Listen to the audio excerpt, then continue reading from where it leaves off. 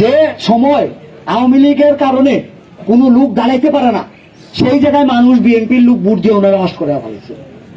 তো আমরা তো এটা বুঝতে হবে যে আমাদের পজিশনটা ভালো হইতেছে। শ্রীমঙ্গলের পজিশন এখন কমলগঞ্জের থেকে ভালো।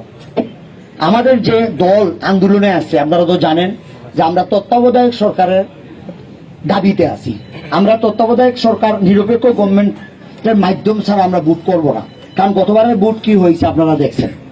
এটা সবচেয়ে বড় প্রমাণ আমার বিলাল ভাই এখানে আছে, বুনবীরের যে উনার যে সেন্টারে যে ঘটনা হয়েছে এবং আমাদের প্রত্যেকটা সেন্টারে যে ঘটনা হয়েছে, আগের দিন রাত্রেই তারা 500-600 বুট মারিয়ে দিচ্ছে।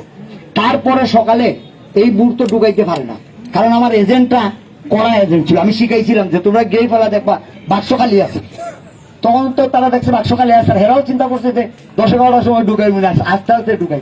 পরে যখন দেখছে যে বুট ধানের শীষের বুটের জোয়ার আসছে, সবাই খালি আসে ধানের শীষের জন্য, আর হেরা আর বুট ঢুকাইতে পারে না, তখন ওরা প্রশাসনটি দিয়া সব ইয়েগুলা সেন্টার গুলো বন্ধ করে দিচ্ছে। সেন্টার বন্ধ করে তারা নিজেরাই গুনি একটা লিখে লিখে। তা আমরা তো এই ধরনের নির্বাচনে এবার আমরা যাবো না, এই ধরনের নির্বাচনে আমরা পাড়া দিব না। আমরা যদি তত্ত্বাবধায়ক সরকারের আন্ডারে সুষ্ঠু অবাধ অংশগ্রহণমূলক নির্বাচন হয়, তো সেই নির্বাচনে আমাদের দল যাবে। গান বানাইছে আওয়ামী লীগের লোকরা, যারা পয়সা খাইয়া 2-3 দিয়েছে। আসলে বিষয় এরকম না, আমরা সবাই মামলার আসামি, আমরা সবাই মামলা খাইছি। তো কেউরির সাজা হয়েছে, কেউরির এটা হয়েছে, কেউরির কারোর ব্যাংক প্রবলেম আছে। এইসব কারণে দল ডিসিশন নিছে যে 2-3 করে এক এক জায়গায় প্রার্থী দিয়ে যাতে মিস না হয়। এই কারণে আমরা প্রার্থী দিয়েছিলাম।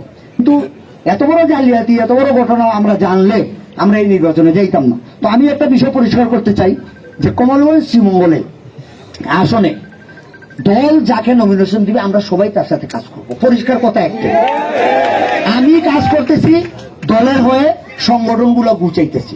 দল যদি মনে করে যে আলম ভাইকে নমিনেশন দিবে, আমরা আলম ভাই ওয়েলকাম, আমরা আলম ভাইয়ের পিছনে থাকবো। দল যদি মনে করে কাজু ভাইয়ের নমিনেশন দিবে, আমরা কাজু ভাইয়ের সাথে কাজ করবো। আমার কথা পরিষ্কার।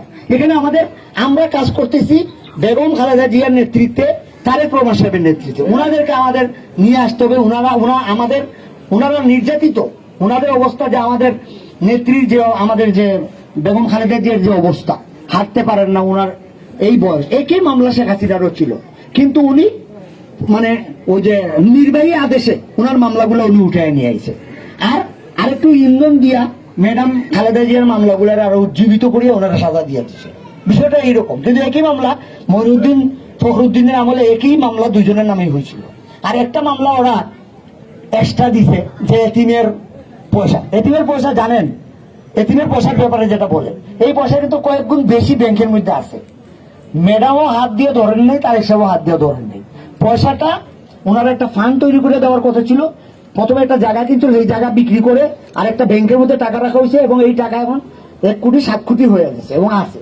এটা কিন্তু মিথ্যা না। কিন্তু আওয়ামী লীগ ডেঞ্জারাস একটা দল, তারা এই পয়েন্টারে পেশাইয়া ম্যাডামের সাজা দিয়ে দিচ্ছে গায়ের জুড়ে। তাদের তো সংসদও তাদের, বিচারক তাদের, সবকিছু প্রশাসন তাদের, সব তো তাদের, তারা যেটা করবে ওইটি। তো আমরা এই অবস্থা থেকে মুক্তি চাই।